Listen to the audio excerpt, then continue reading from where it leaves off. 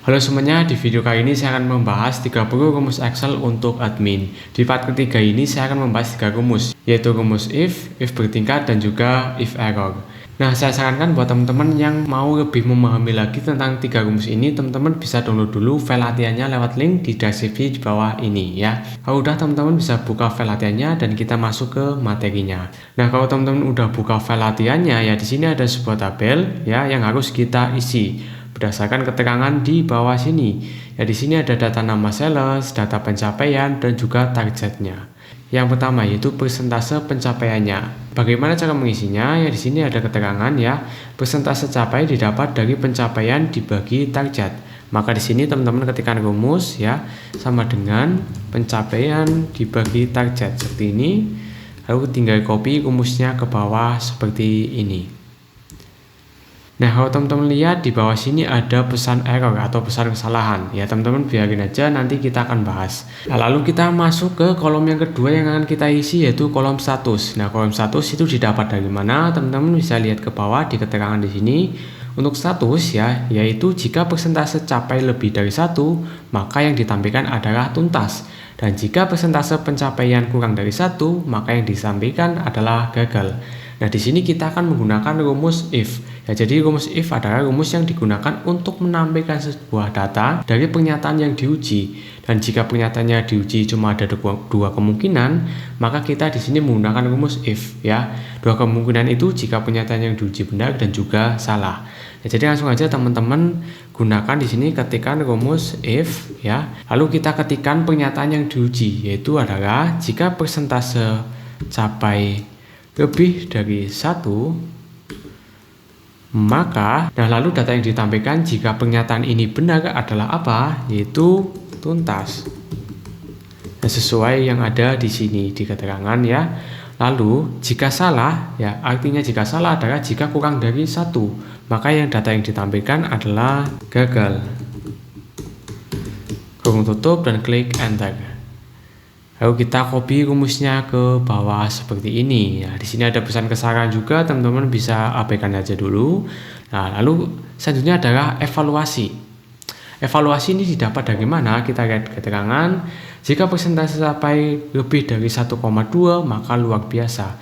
Jika persentase capai lebih dari 1 maka bagus. Jika persentase capai kurang dari 1 maka perlu training.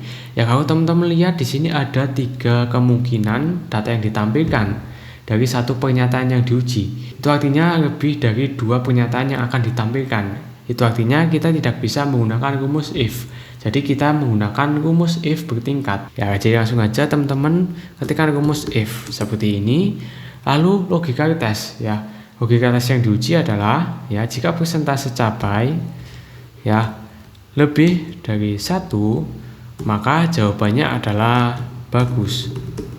Nah, seperti ini. Lalu kita masukkan lagi rumus if di dalamnya. Nah, itulah kenapa dinamakan rumus if bertingkat. Jadi ada rumus if di dalam rumus if. Ya, seperti itu. Lalu teman-teman ketikkan logika tes yang kedua, yaitu jika persentase capai lebih dari 1,2 ya, maka jawabannya adalah luar biasa. Luar biasa seperti ini. Lalu yang terakhir ya, jika salah ini artinya adalah tidak lebih dari 1 dan tidak lebih dari 1,2. Ini artinya kurang dari 1. Maka di sini kita ketikkan perlu training. Training seperti ini. Dan kurung tutup. Sekarang kita tinggal copy rumusnya ke bawah seperti ini. Nah, di sini ada pesan kesalahan juga. Nah, dari semua pesan kesalahan ini kita ingin merapikannya ya, kita ingin menyembunyikannya dan menggantikan dengan kata yang lain ya supaya lebih rapi. Gimana caranya? Teman-teman bisa gunakan rumus if error. Ya, caranya di sini rumus if error itu digunakan di paling depan ya dari sebuah rumus yang kita pakai. Jadi misalkan di sini ada sebuah rumus seperti ini. Ya, jadi di sini teman-teman di bagian paling depan sendiri dan teman-teman ketikkan rumus if error seperti ini. Lalu kita pindah ke bagian paling belakang dari rumus dan kita masukkan kata penggantinya. Misalkan di sini kita ingin menggantinya dengan huruf 0 seperti ini ya. Lalu kurung tutup dan klik enter. Tinggal kita copy rumusnya ke bawah seperti ini. Nah, maka di sini yang tadinya pesan error sudah diganti dengan angka 0. Ya, gimana? Gampang kan?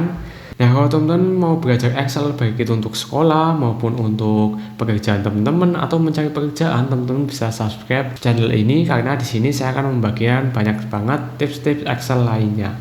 Terima kasih sudah menonton dan sampai ketemu di video selanjutnya.